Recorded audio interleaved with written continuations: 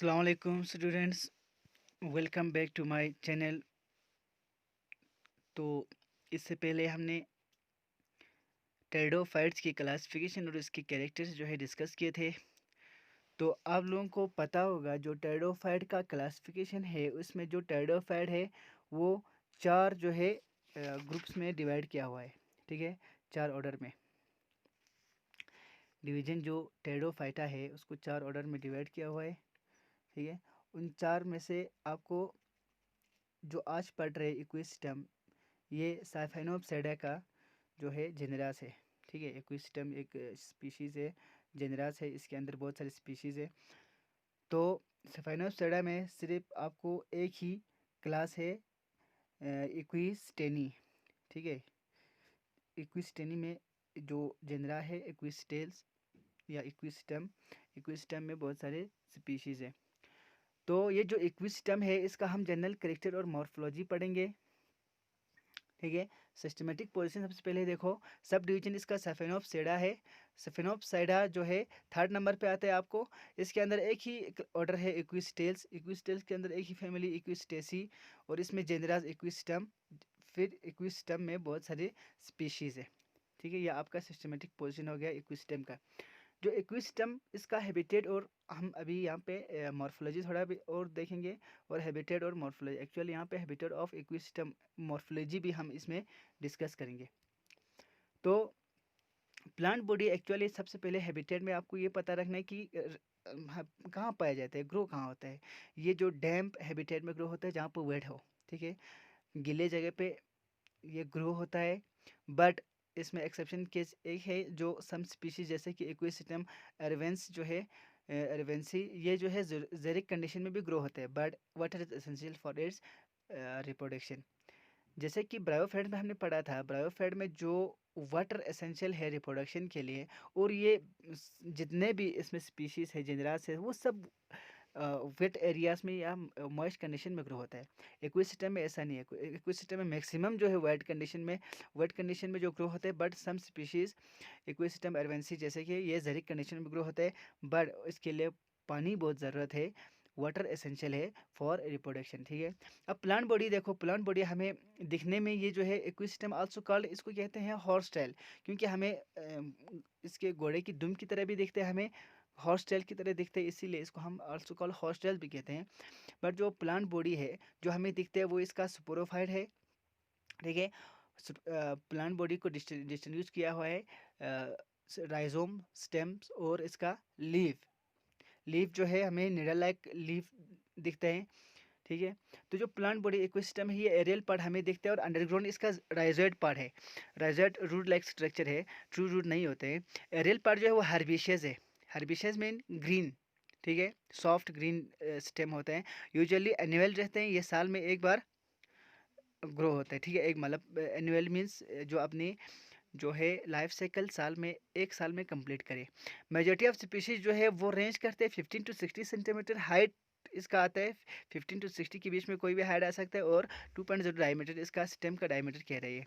तो जो equi stem है वो वेट एरियाज में ग्रो होता है हैबिटेट में, और particularly common along the bank of stream, means जहाँ पे पानी वाटर बॉडीज होते हैं जैसे कि स्ट्रीम, रिवर्स वगैरह, इसकी बैंक पे आपको साइड पे पाए जाते हैं, और इरिगेशन कैनाल्स में। ठीक है, मीन्स ये मॉइस्ट एरिया में ज़्यादा ग्रो होते हैं। तो कुछ स्पीशीज मैंने पहले कहा जेरिक कंडीशन में ग्रो होता है। तो ये जो आपको स्ट्रक्चर में दिख रही है इसका प्लांट बॉडी मेन है जो स्पोरोफाइट है। एक चीज़ आपको हमें ये कंपैरिजन करने, जो ब्रायोफाइटा हमने इससे पहले पढ़ा था, ब्रायोफाइटा में जो हमें प्लांट बॉडी बॉडी दिखता है वो इसका गेमिटोफाइट है, but in pteridophyte, in equisetum या इक्विस्टेल्स, इस जेनरा में, इस स्पीशीज जितने भी इसका स्पीशीज है, इन प्लांट्स में हमें जो मेन बॉडी दिखता है वो स्पोरोफाइट है। ये डिफरेंस है ब्रायोफाइटा और इसमें। सिमिलरिटीज़ क्या बोला, सिमिलरिटीज़ ये है कि वाटर एसेंशियल फॉर रिप्रोडक्शन, दोनों के लिए ज़रूरी है, ये सिमिलरिटीज़ हो गया। ठीक है, आपको जब कंपैरिजन करेंगे दूसरी जिंदरास के साथ या दूसरे इससे पहले जो ब्रायोफाइटा था, ठीक है, तो इससे आपको पता चल जाएगा इसका मेन जो है डायग्नोस्टिक फीचर्स क्या है। तो प्लांट बॉडी जो हमें दिखता है वो स्पोरोफाइट है। स्पोरोफाइट आपको पता है गेमिटोफाइट पे डिपेंडेंट रहता है। ठीक है, और गेमेटोफाइट से ही ये ग्रो होता है। ये हमने लाइफ साइकिल में अच्छे से पढ़ेंगे। और जो प्लांट बॉडी हमें दिखता है वो लीफ रहते हैं, उसमें लीफ जो है आपको निडल लाइक, ठीक है, पॉइंटेड लीफ रहते हैं, ग्रीन होता है ये। और इसके सबसे ऊपर जो आपको दिख रहा है वो है सिट्रोबिलस। सिट्रोबिलस मीन्स इसमें क्या होता है, सिट्रोबिलस में आपको स्पोर कंटेनिंग एक इसका पार्ट है, ठीक है।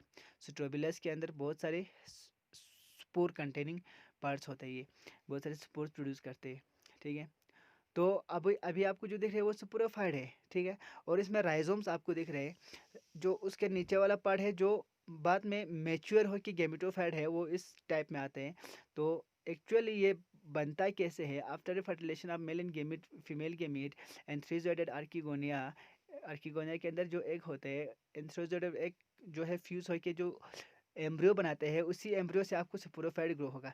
बट यहाँ पे डोमिनेंट पार्ट जो है वो स्पोरोफाइट है। अब इसका स्ट्रक्चर देखो, जो इक्विसिस्टम का जो मेन प्लांट बॉडी है वो फोर पार्ट्स में डिवाइड किया हुआ है, stem, root, leaves and, sorry, three parts में डिवाइड किया हुआ है, stem and roots and leaves, ठीक है। और ये जो मेन जो रूट कहा हमने, इसको हम राइजोम्स या राइजोइड्स कहते हैं। क्यों? क्योंकि it's not a true root, ठीक है। वस्कुलर बंडल इसमें अच्छे से नहीं बना होता है। तो जो स्टेम ऑफ इक्विसिस्टम है, वो स्टेम जो है टू पार्ट्स में डिवाइड किया हुआ है, ठीक है।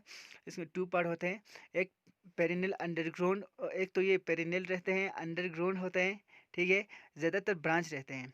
तो जो स्टेम जो है नोड्स और इंटर नोड्स रहते हैं इसमें, स्टेम में नोड्स और इंटर नोड्स, वही हो गया। नोड्स से हमें लीफ क्या होते हैं, ओरिजिनेट होते हैं, जो लीफ ग्रो हो रहे हैं।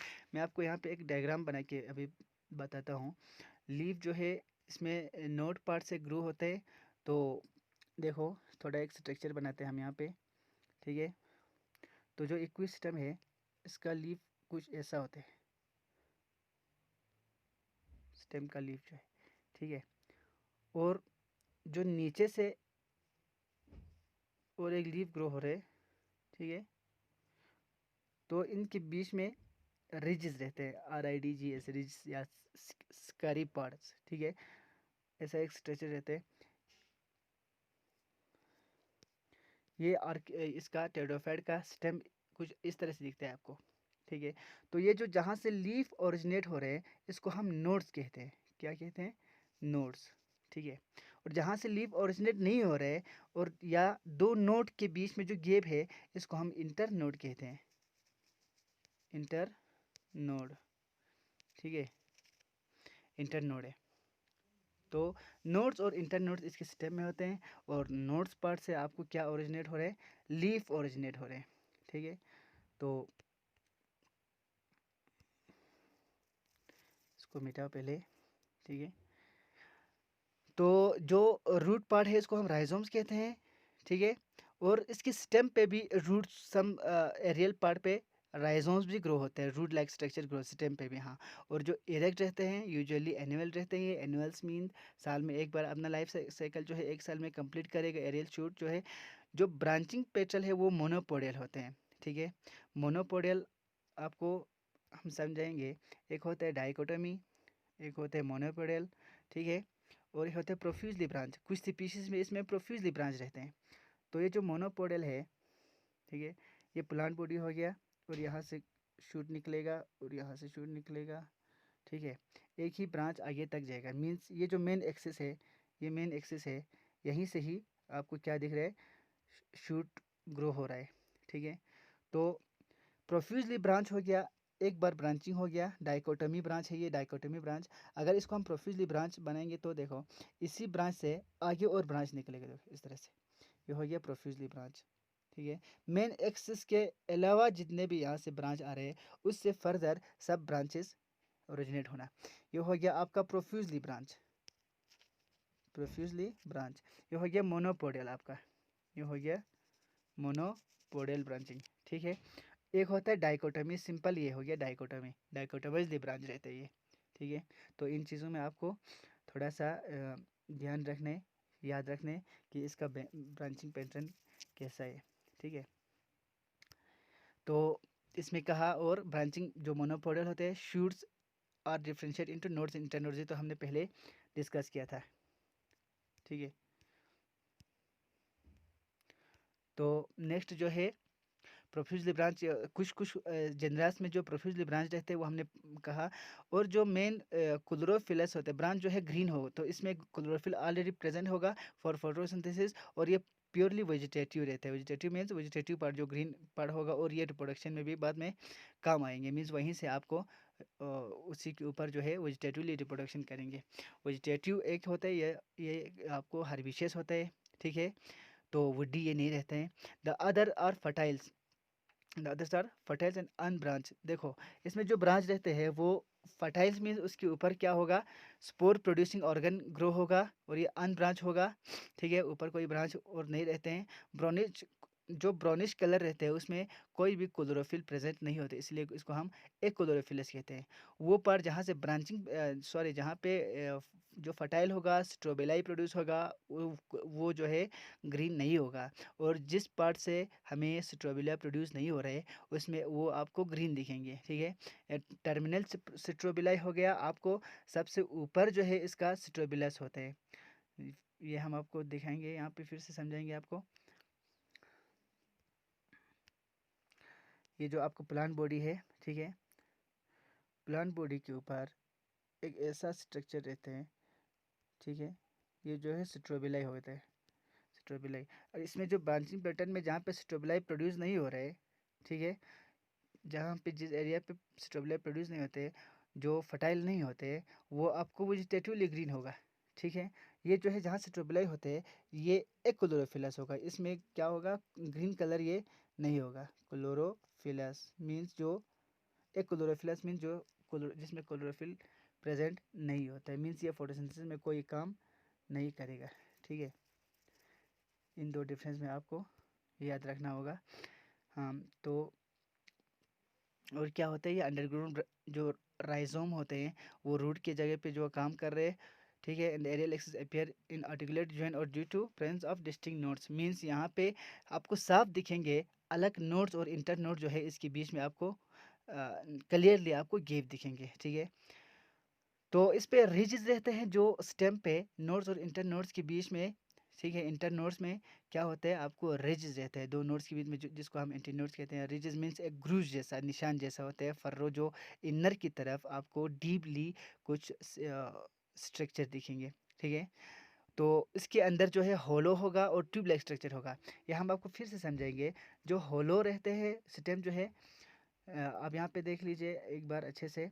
जो स्टेम है, फॉर एग्जांपल ये इसका स्टेम है, ठीक है, आपने यहाँ से काटा तो इसका जो स्ट्रक्चर आपको ऊपर से आपको कुछ ऐसा दिखेंगे, तो इसके बीच में होलो है, ठीक है, मीन्स इसके बीच में खाली जगह है। और एक चीज़ दूसरा, इसमें हमने आपको कहा रिजेस रहते हैं, ठीक है, स्टेम में।